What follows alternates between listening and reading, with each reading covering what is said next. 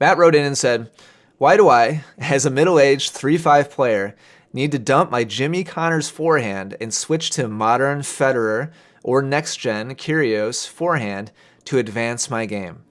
I love this question, Matt. I think it's excellent. I'm really looking forward to talking about this. So a couple case studies here. First of all, let me introduce you to Fred McNair. Fred was a member at the last club that I taught at full-time before I transitioned to focus on essential tennis full-time, so over a decade ago. He was the number one ranked doubles player in the world in 1976. That year, he won the French Open. And at Congressional Country Club in D.C., where I was working, he was one of the best players at the club. Even though at the time, I believe he was in his 60s. Yeah, he was in his 60s. But because his game, had elevated to a certain level, even though his, back in the day, back in the 70s was his heyday, he could hit with anybody at the club. Even players who had very modern, strokes were very advanced, junior players or adult players. And I got to play with him a handful of times. It was just a pleasure playing with him because you could just see the precision, the way he moved, his balance, his composure, the cleanness that he hit the ball. It was just really, really fun. Fun to watch and really fun to play with him and hit with him. So that's just a personal experience of mine. And I've had other ones too. I got to play a set of doubles with Martina Navratilova actually back in the day. So I've seen it very much up close in person case studies of kind of classic old school but world class players and exactly how impressive they can be. Here's a second case study. Somebody who's more current. Maybe you're saying to yourself, oh sure, well that was back in the 70s and the 60s. Have you ever heard of Leander Paes? Easily one of my favorite spectator moments in tennis was watching Leander Paes play doubles. I don't think, and I've watched all of them. I've watched all the greatest current, players very up close, front row, right behind the baseline. I've been very, very fortunate to be able to get media passes and stuff like that. Federer, Nadal, Djokovic, Serena, Sharapova, I've seen all of them very up close and personal. One of the most impressive things I've ever seen in person was being front row and watching Leander Paes play doubles. Mind-blowing quickness and anticipation and speed and just straight up intimidation. His movement and just, man, the way he was able to stick volleys, incredible. So let me go to Leander Paes' Wikipedia really quick. He had a 30-year professional career that just ended last year.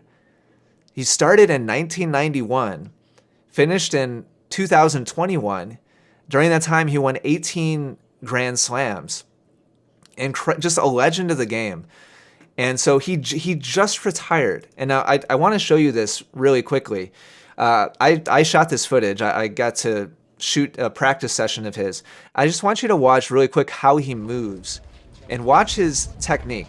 And tell me if you think this looks like modern tennis or something from another era.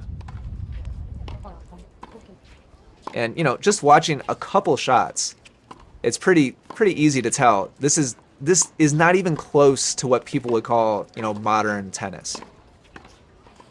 Obviously, like I said, one of the most impressive things I've ever seen was watching Leander Paes play doubles up close.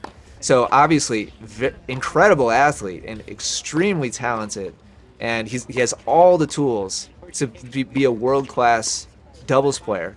And that's kind of the last thing I'll kind of address here is some of you might be saying to yourselves, oh, well, sure, and you're talking about doubles. Well, no, what we're really talking about here, let me go to our notes here. What we're really talking about here, what are we trying to accomplish? This was Matt. What's Matt trying to accomplish? And myself included, all of us. What are we trying to accomplish collectively? Are we trying to beat Kyrgios? Well, you're not watching. You're not watching right now. If you're literally trying to beat Kyrgios, but let's just say, for the sake of discussion, for the sake of conversation, your goal is to beat Kyrgios. Well, you better adopt a modern game and change everything, because there's something to it. Right? If you're trying to be an elite world class player, there's a reason why they use that style of moving their body, swinging the racket. There is advantage to it. But if your goal is simply to win, maybe at your level, your club championship, be just a respected player in your local area, it's absolutely not necessary to adopt modern swings at all.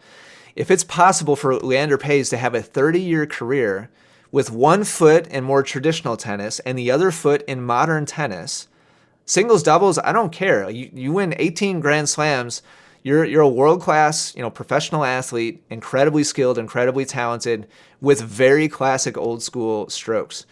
And so there's all kinds of examples of players, world-class players, using more classic type of technique. And so if it's good enough for them, it's good enough for us.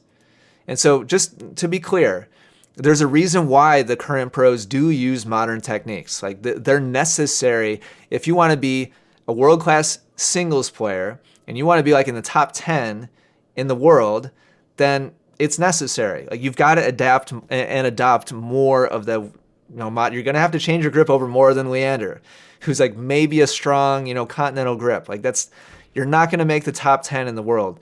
But that's not what we're talking about here. For the rest of us, very high quality execution of old school technique is absolutely enough. So here's the bottom line for me.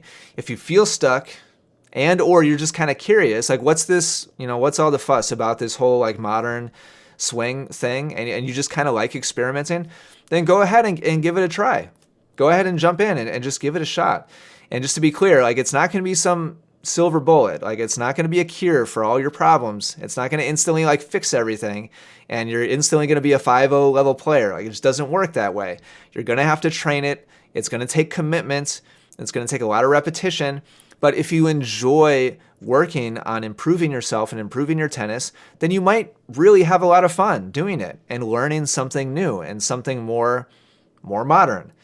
But if you're totally satisfied and progressing the way you want, and you're reaching your goals the way that it is, the way that you're currently swinging the racket, then there's no need to change the fundamental way that you approach the game.